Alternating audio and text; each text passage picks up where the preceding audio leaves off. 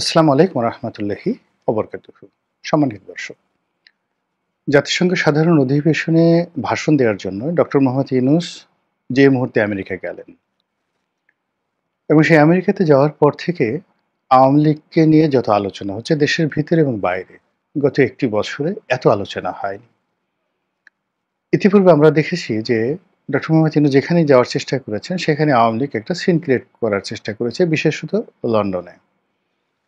কিন্তু লন্ডনে যা কিছু হয়েছে সেটা ছিল খুব ক্ষণস্থায়ী। এর কারণ হলো লন্ডনে একটা সাধারণ বিক্ষোভ হবে এরকম ধারণা করা হয়েছিল। যার জন্য ডক্টর মোহাম্মদ ইউনূস যখন লন্ডনে গেলেন তখন তার যাওয়ার আগে তেমন কোনো আলোচনা নেই।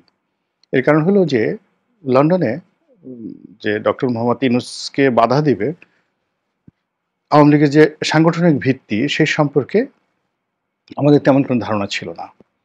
দ্বিতীয়ত আমরা সবাই জানি যে লন্ডনে জামাতের এবং বিএনপির একটা নির্ধারণ শক্তিমত্তা রয়েছে।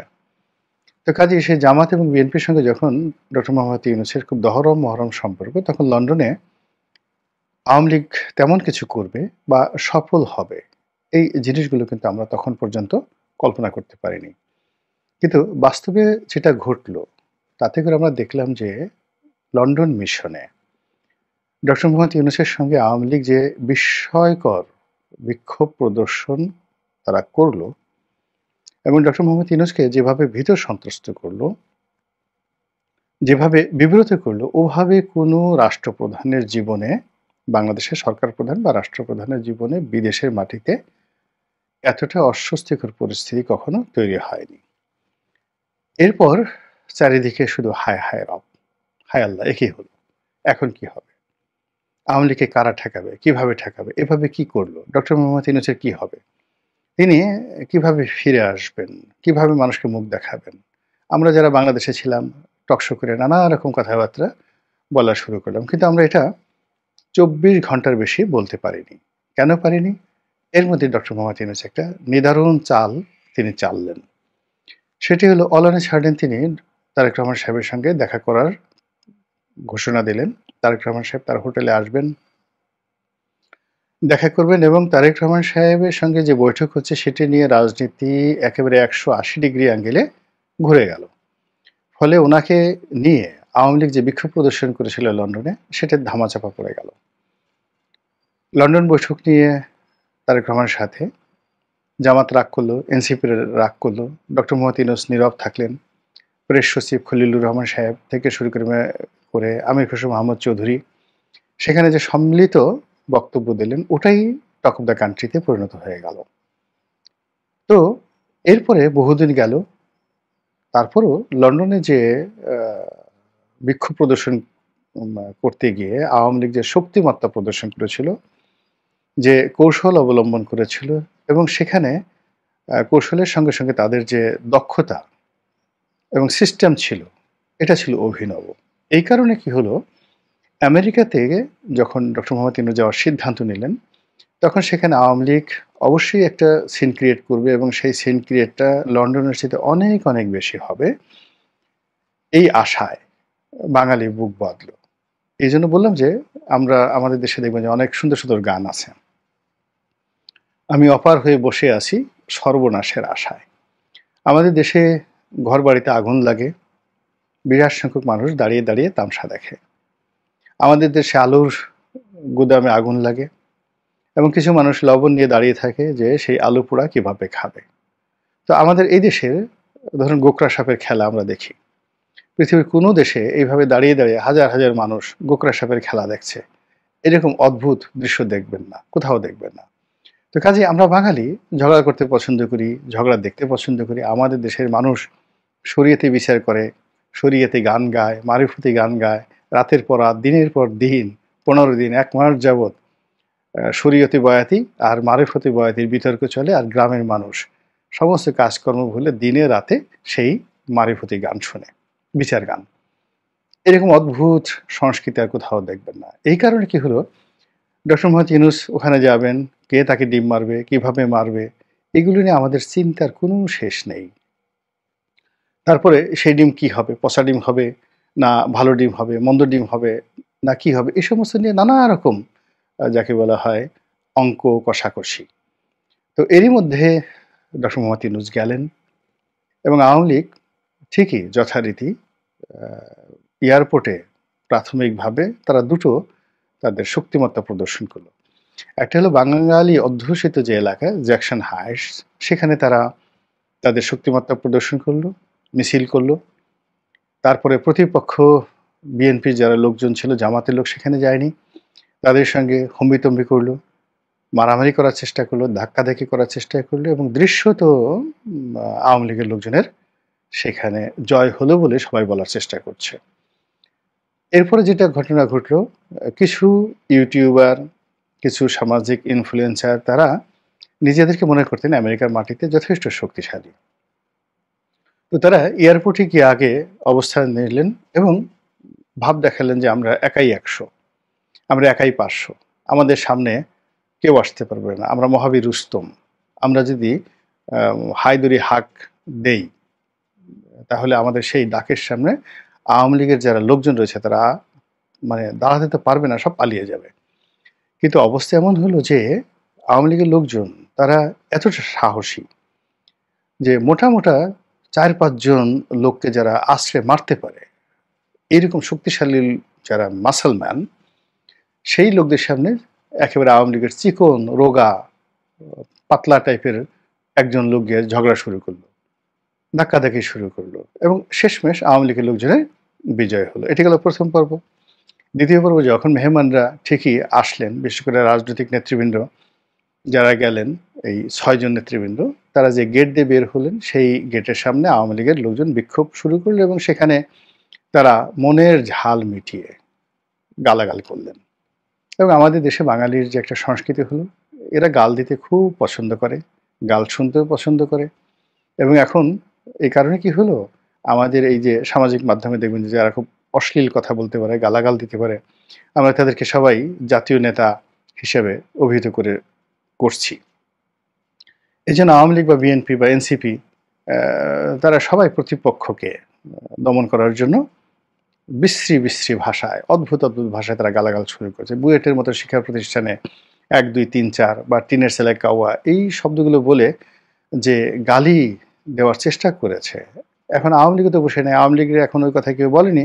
কারণ আওয়ামী লীগ বলে যে তোমরা যে গালি দিবে আমরা তার চেয়ে আরও বাজে বাজে গালি জানি, এবং তারা সেই গালি আমেরিকার মাটিতে বসে দিল ইংরেজিতে এবং বাংলাতে মিলিয়ে। তো এই যে তাদের শক্তিমত্তা, যেটা আমাদের আঞ্চলিক ভাষায় বলা হয় হ্যাডম, এই শক্তিমত্তা আওয়ামী লীগ কিন্তু আমেরিকাতে একেবারে প্রথম দিনে অত্যন্ত সফলভাবে প্রদর্শন করেছে। আর এই প্রদর্শনের করার কারণে কি হচ্ছে, সরকারের হাতে ঘা লেগেছে। কেউ কেউ বলার চেষ্টা করছে যে এই কাজ যারা করেছে তারা সাবেক স্বৈরাচারের দোসর, ফ্যাসিবাদের দোসর, এবং তারা এখনো যেটা বাংলাদেশ কনসুলেট রয়েছে বা দূতাবাস অফিস রয়েছে ওয়াশিংটনে, আর নিউ ইয়র্কে রয়েছে কনসুলেট অফিস, এই অফিসে যারা কাজ করছে তারা মূলত শেখ হাসিনার এজেন্ট। তারা মির্জা ফখরুলকে, ডক্টর মোহাম্মদ ইউনূসকে, তার সঙ্গী সাথীদেরকে বিপদে ফেলার জন্য গোপনে তথ্য তারা পাচার করেছে আওয়ামী লীগের নিকট। এরকম একটা গ্রুপ দাঁড়িয়ে গেছে। অতএব পুরো আমেরিকাতে যারা চাকরি করছেন দূতাবাসে, তাদেরকে বাদ দেওয়ার জন্য জোর দাবি উঠেছে। এই গেল এক। আরেক পক্ষ বলার চেষ্টা করেছে, ঠিক আছে ভালো, তোমরা আমেরিকাতে বসে আমাদেরকে গালিগাল দিচ্ছ, তো তোমাদেরকে তো আমরা বাংলাদেশকে তাড়িয়ে দিয়েছি, কিন্তু তোমাদের আত্মীয় স্বজন তো বাংলাদেশে আছে, বাড়িঘর এখনো আছে, তোমাদের নেতাকর্মী আছে, তাদেরকে আমরা ছাড়বো না, আমরা তাদেরকে ডলা দেব, বাটাম, কি একটা শব্দ বের হয়েছে, আমরা তাদেরকে বাটাম দেব। এবং ইতিমধ্যে বাটাম দেওয়া শুরু হয়ে গেছে। বেশ কয়েকজন আমেরিকান প্রবাসী যারা আছেন, মার্কিন প্রবাসী, তাদের বাড়িতে ডিম নিয়ে এনসিপি নেতারা হাজির।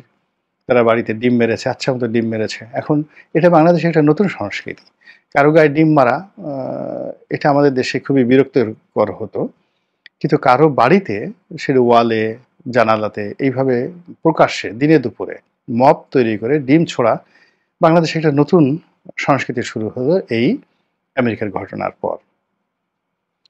তৃতীয় যে বিষয়টি দেখা যাচ্ছে সেটি হলো, অনেকে বলার চেষ্টা করছেন যে জামাতকে বিশ্বাস করা যায় না।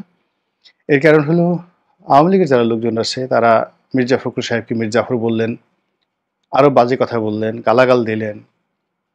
তাসলিম জারার মতো ভদ্রমহিলাকে গালাগাল দিলেন, আক্তার সাহেবকে ডিম মারলেন। কিন্তু জামাতের যে লোক গেছে নায়েবে আমির, তাকে কিছুই বলা হলো না। ডিমও মারা হলো না, গালাগালিও দেওয়া হলো না, একটা বাজে শব্দ করা হলো না। দ্বিতীয়ত, পরবর্তীতে যখন সাংবাদিকদের সঙ্গে জামাতের আমির, নায়েবে আমির ডক্টর তাহের, তিনি যখন বক্তব্য দিচ্ছিলেন, তাকে মনে হচ্ছিল নির্ভার এবং তিনি খুব খুশি। মুচকি মুচকি হাসি দিয়ে তিনি বলছেন যে এটা কোনো ব্যাপার নয়। এই যে যা কিছু এয়ারপোর্টে ঘটেছে, আমরা এটাতে মনে কিছু করিনি। সবাই বলছে, আরে বেটা, আপনি মনে করবেন কেন? ডিম যদি আপনার গায়ে লাগতো, গালে লাগতো, আপনার মোছে লাগতো, ডিম যদি হলুদ হয়ে থাকতেন আপনি, তখন বুঝতেন যন্ত্রণা কি। বেচারা আক্তার যত বড় কথাই বলুন না কেন, তার সারা পিঠ ডিমে সয়লাভ হয়ে গেছে। যদি সেটা সত্যিই পচা ডিম হয়ে থাকে, সেটার গন্ধ তাকে কতক্ষণ পর্যন্ত পোহাতে হয়েছে।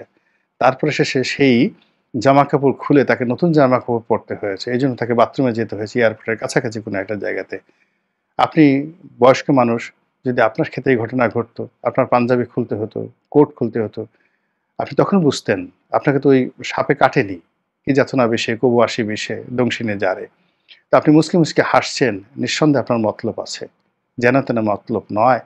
আপনি তলে তলে আওয়ামী লীগের সঙ্গে কি করেছেন এই কথা আগে বলেন। এখানে দূতাবাস কর্মকর্তারা আওয়ামী লীগের লোকজনকে অনেক কিছু জানিয়ে দিয়েছে, আর তারা আবার আপনাকে জানিয়ে দিয়েছে। আপনি আবার সেইগুলো, যারা আপনার সফর সঙ্গীদের অবস্থান, কোন গেট দিয়ে বের হবেন, কি হবেন, এইগুলো আবার আওয়ামী লীগের লোকদেরকে জানিয়ে দিয়েছেন। এবং এখানে সবাই মিলেমিশে এই কাজগুলো করা হয়েছে। এই কাজগুলো নিয়ে কথা হচ্ছে, সমালোচনা হচ্ছে। বিশেষ করে বিএনপির যারা লোকজন আছে, তারা তো এমনি জামাতের ব্যাপারে দীর্ঘদিন ধরে তারা বিক্ষুব্ধ। তারপরে আবার এই ঘটনার পরে তারা এই নতুন তথ্য বের করেছে যে আওয়ামী লীগের সঙ্গে জামাতের একটা সখ্যতা তৈরি হয়ে গেছে। ইতিমধ্যে জামাতের বাংলাদেশে যারা লোকজন রয়েছে, নতুন জামাতি রোকন যারা বিভিন্ন মিডিয়াতে রয়েছে, তারা একটার পর একটা জরিপ চালিয়ে যাচ্ছে এবং সেই জরিপে প্রতিদিনই জামাতের জনপ্রিয়তা বাড়ছে। কেউ বলছে 33% লোক জামাতকে ভোট দিতে চায়, কেউ বলছে 35% লোক জামাতে ভোট দিতে চায়। কেউ, জামাতের যারা লোকজন, তাদের আত্মবিশ্বাস এমন পর্যায়ে পৌঁছে গেছে, তারা বলার চেষ্টা করছে যে আগামীতে জামাত ক্ষমতায় আসবে, আর বিরোধী দল হিসেবে বিএনপি থাকবে। তো এই জিনিসগুলো যে তারা বলছে, নর্মালি তো জামাতেরই কথা বলার কথা নয়। সকলে তাদের ভোটের পার্সেন্টেজ, অতীতের যদি আমরা হিসাব করি, পিআর পদ্ধতিতে যদি তাদের ভোট হয়, তাহলে সর্বোচ্চ 5 থেকে 6 ভাগ ভোট তারা পাবে, নট মোর দ্যান দ্যাট। তাহলে যদি 12.5 কোটি ভোটার হয় এবং তার 5% ভোট তারা পায়, 5% ভোট তো হবে না, 5% ভোট যদি থাকে, সেটা যদি আবার সর্বোচ্চ 80% কালেকশন হয়, তাহলে কত? 4% ভোট তারা পাবে। তো সেই 4% vote all on a sudden 30% যদি হয়ে যায়, তাহলে সবাই বলার চেষ্টা করছে যে আওয়ামী লীগের ভোট এখানে যুক্ত হয়েছে। এবং আওয়ামী লীগের লোক জামাতের বুদ্ধিতে এই পরামর্শ করে তারা এই জরিপে অংশগ্রহণ করছে এবং জামাতকে ফুলিয়ে ফাঁপিয়ে বড় করা হচ্ছে যেন বিএনপি ভয় পায়। তো এই যে ডক্টর মোহাম্মদ ইউনূসের যে আমেরিকা সফর, এই সফরকে কেন্দ্র করে একটার পর একটা নাটক ঘটছে, রাজনীতিতে একটার পর একটা সাসপেন্স তৈরি হচ্ছে এবং কথার পিঠে কথা, আলোচনার পিঠে আলোচনা, চক্রান্তের পিছনে চক্রান্ত, এবং সব মিলিয়ে যে ডামাডোল বেজে উঠছে, এই রাজনীতির ডামাডোল কবে কিভাবে থামবে একমাত্র আল্লাহ রাব্বুল আলামিন জানেন। আল্লাহ আমাদের সবাইকে ভালো রাখুন, হেফাজত করুন, দয়া করুন। আসসালামু আলাইকুম ওয়া রাহমাতুল্লাহি ওয়া বারাকাতুহু।